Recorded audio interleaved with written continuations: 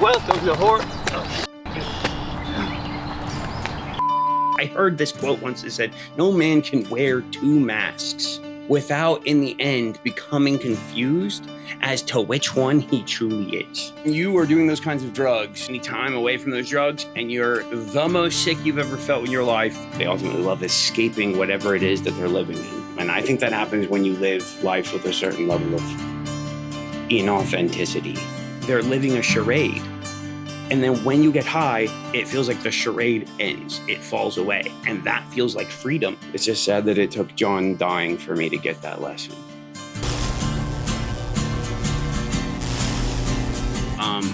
So I had a friend named Sean and a friend named John. I was really close with Sean, and he introduced me to John. John. John was his brother, and he just was like a couple years older than us. Okay. We were in our early 20s at this point, and he was just like so cool. Like everything he did was just a level above what we were doing. We were selling weed and we thought we were like really cool. We always had $1,000 on us, like at all times, kind of thing. Okay. He was selling. I mean, like, that's kind of cool. We thought it was real cool.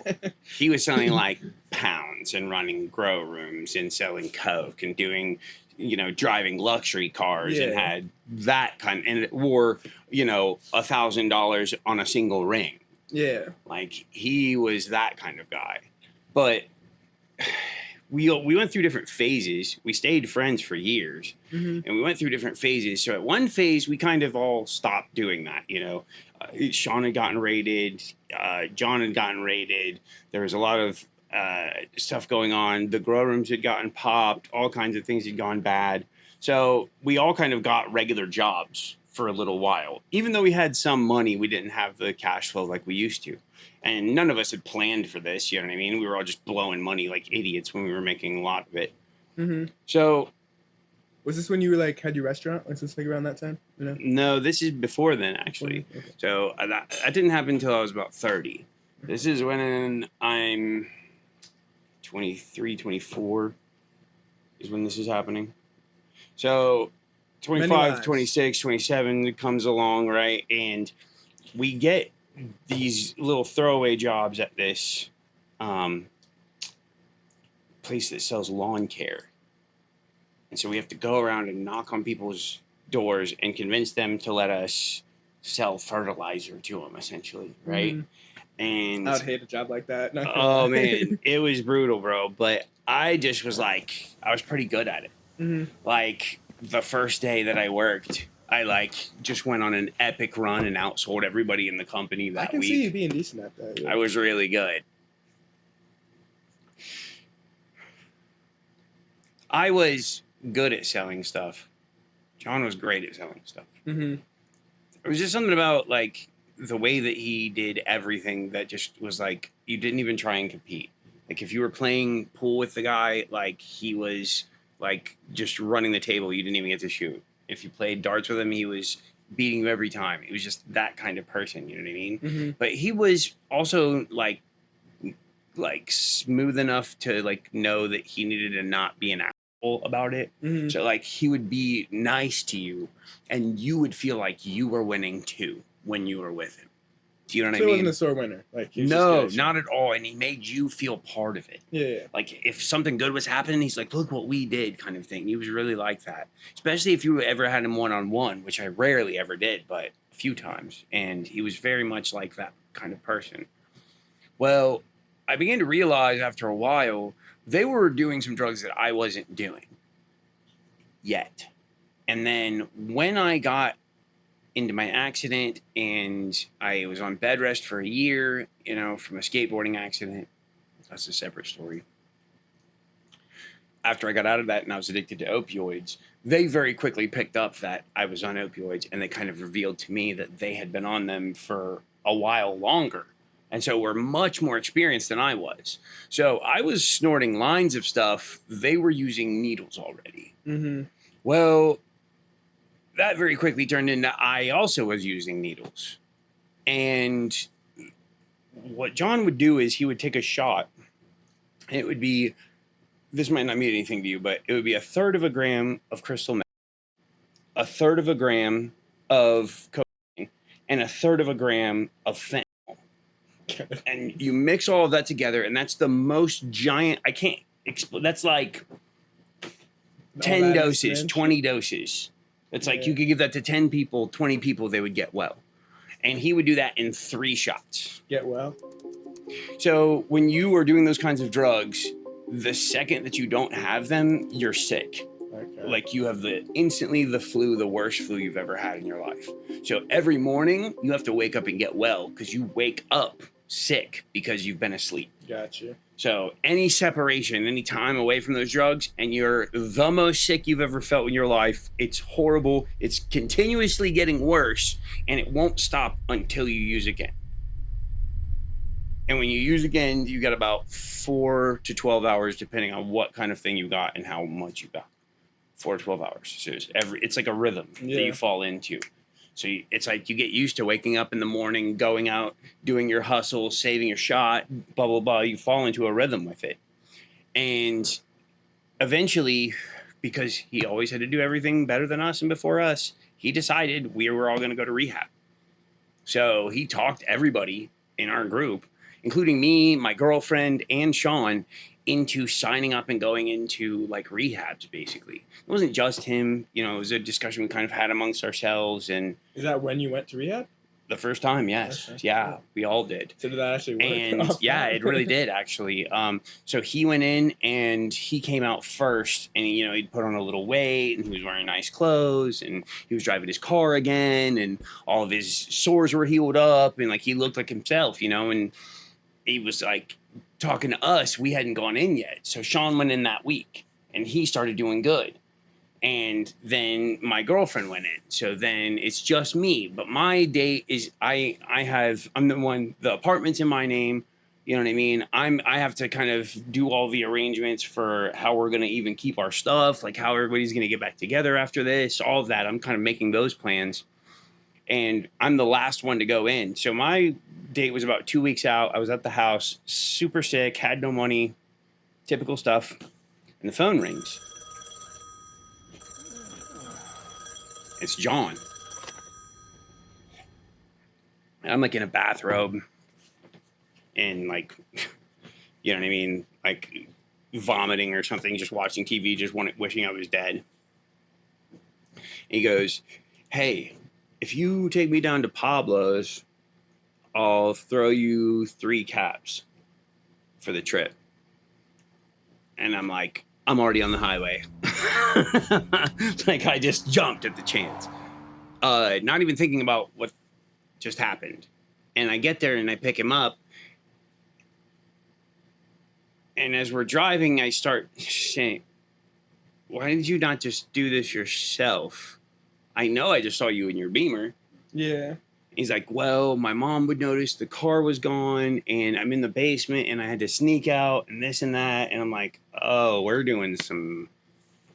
And I said, "Bro, you just got sober, right? You just were like..." Do you understand what this man went through? Like when he went in there, they tried to take him to the hospital.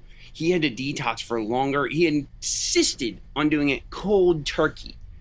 He was like climbing the walls. Like, he said he saw demons. I mean, he for real went through it. I can't describe to you what it's like to really suffer through the first few days of intense withdrawal. But I've done it many times, and it's the most brutal thing you can go through. And when you go through it, when you're on the habit that he had, that level of intensity is so overwhelming. I cannot ever imagine the PTSD alone of that will keep you sober a lot of times. So for someone to go back this quickly and just instantly forget what they've been through isn't adding up to me.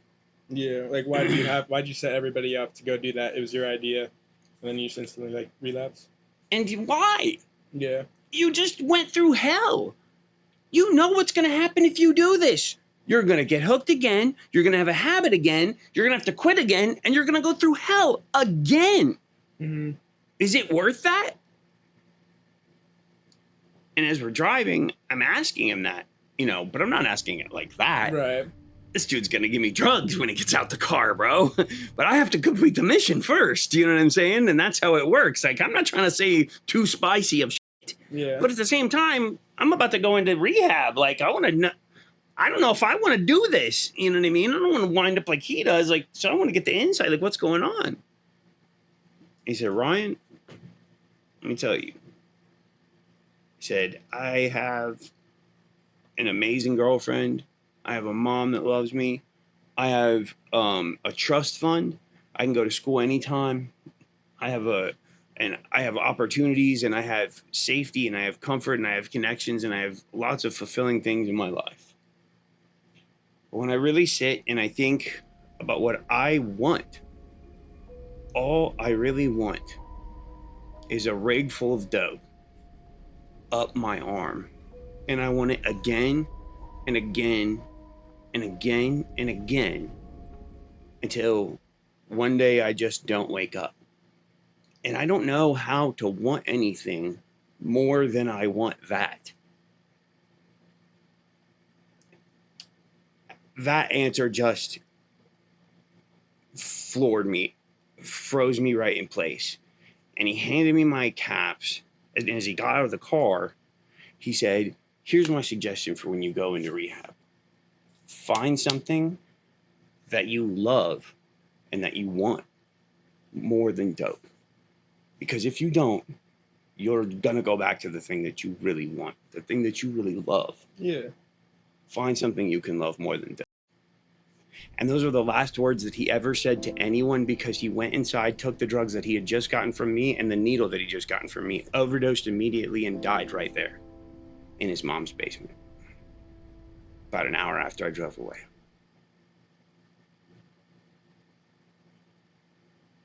I never forgot what he said, though. And I guess that finding something that I loved more than getting high is the only reason that I managed to successfully stop doing dope and stop using needles. And it's just sad that he didn't get a chance to live long enough to figure that out himself.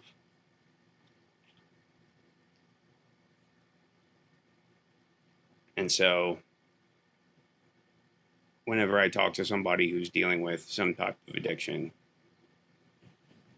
I tell them that what they're really battling is their own desires. And their problem is that their life is set up in such a way that they ultimately love getting high. They ultimately love escaping whatever it is that they're living in, more than they love being in whatever they're in. Yeah. And I think that happens when you live life with a certain level of inauthenticity. When you live life with a certain level of trying to live it. Makes you want to escape more. Because you're not really living your life. You're living it for someone else. And everything that he named, I have a girlfriend I love, I have a mom who loves me, I have this, I have that. He never was himself with those people. Yeah. He was himself with us when he was getting high. You want to be in the place where you feel like you're the most you. And if your life is so artificial that the place that you wind up being the most you is the one where you escape your own head, that's when you're really in danger of becoming an addict. Mm-hmm. Does that make sense? That makes a lot of sense, yeah. It's just sad that it took John dying for me to get that lesson. But I hope that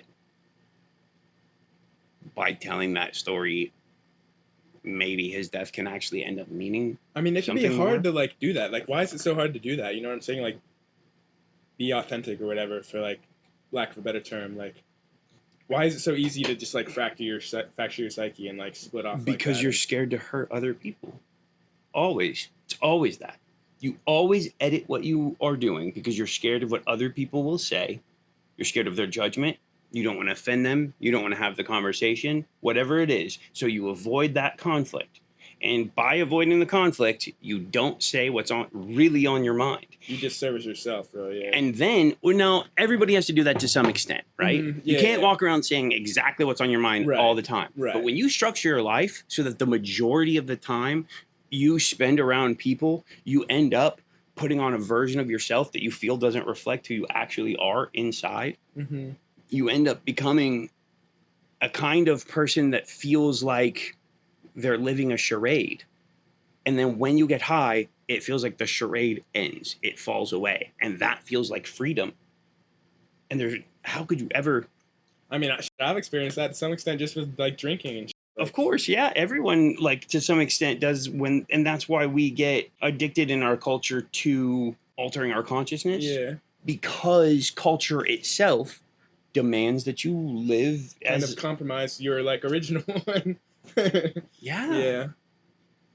But it like highly suggests that you compromise. It doesn't technically demand it. It Yeah, like no, nothing. coerces you into it. Nothing is ever overt. Yeah, That's yeah. the problem. Is it's never anybody really straight up saying stop. Yeah. It's you getting the subtle message stop and choosing to avoid the conflict that hasn't even occurred yet. Yeah. And we're all so polite.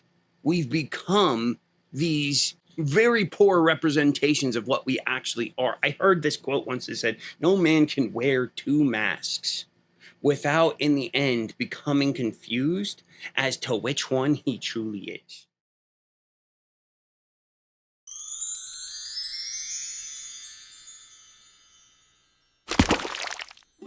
Thanks for watching Horrible Stories with Ryan.